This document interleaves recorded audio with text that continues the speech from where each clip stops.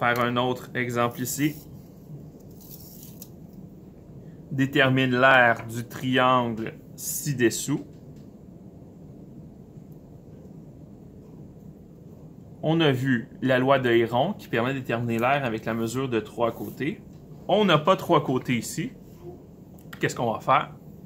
On va trouver le côté avec la loi des sines, puis après, on va pouvoir faire la loi de Héron. OK. Comment je trouve le côté?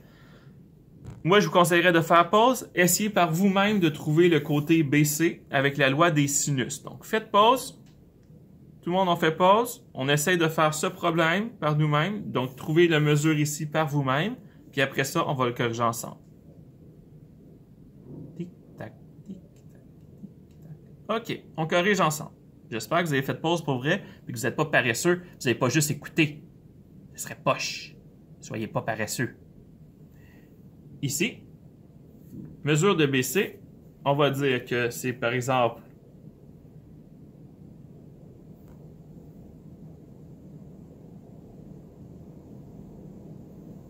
ici nous avons angle, côté, côté, angle. On va pouvoir trouver l'angle ici.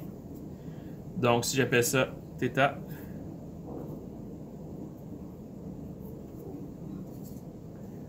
je vais avoir quoi? Eh bien, je vais avoir que ça, c'est petit b. Ça, c'est mon angle B. Ça, c'est petit c. Ça, c'est mon angle C. Donc, B sur sin de B va être égal à C sur sin de C. B 6.01 sur le sinus de θ.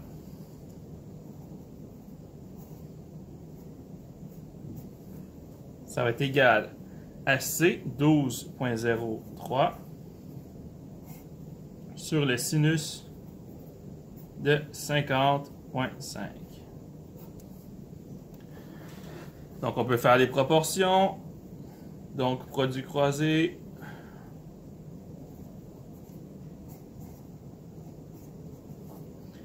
C'est égal à 12.03. Mais non. Donc, le sin, c'est ça fois ça divisé par ça.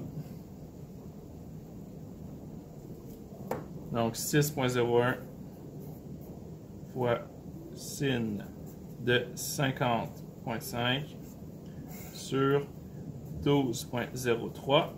Donc, ça, c'est sin de θ. Ça veut dire que θ, c'est égal à sin moins 1 de tout ce que je viens d'écrire, 6.01 fois sin de 50.5 sur 12.03.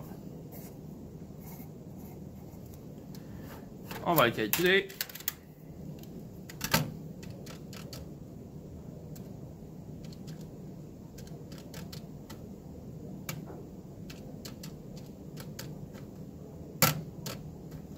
Ça me donne ça et sin moins 1 de la réponse, 22,67 degrés.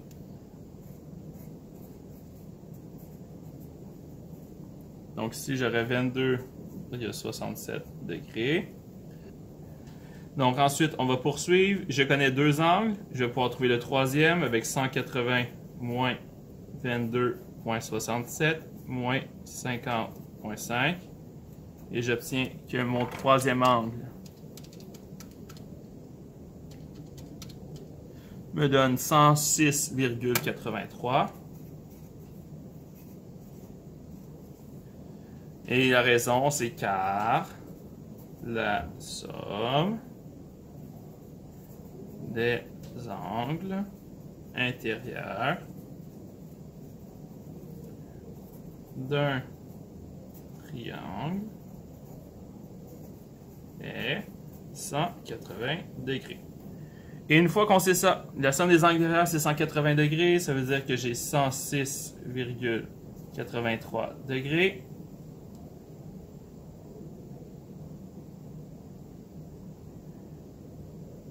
Comment on peut calculer l'air? On va regarder c'est quoi qu'on a vu comme formule d'air. Okay. Dans l'air, on a vu deux choses. soit on fait la formule de base, là, ici, base fois hauteur divisé en 2. Est-ce que j'ai la base et la hauteur? Je n'ai rien de tout ça, je peux pas. Loi des ronds, il faudrait que j'ai 3 côtés. Est-ce que j'ai 3 côtés? Pas du tout. Par contre, maintenant, j'ai des angles. Et on a aussi vu que pour calculer l'air, on avait la formule trigonométrique.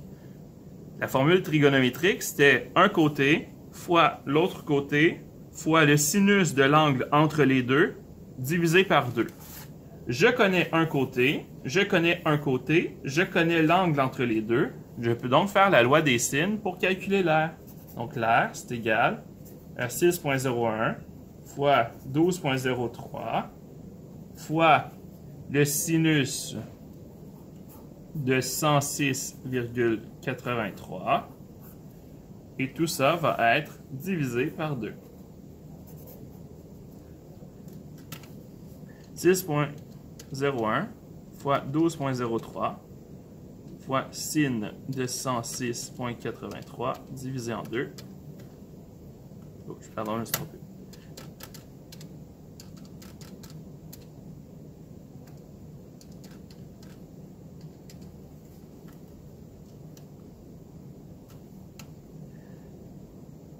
« 69,20 cm². Donc, autrement dit, avec la loi des sines, j'ai trouvé d'autres angles et ensuite j'ai pu faire la formule de l'air qui utilise les sinus.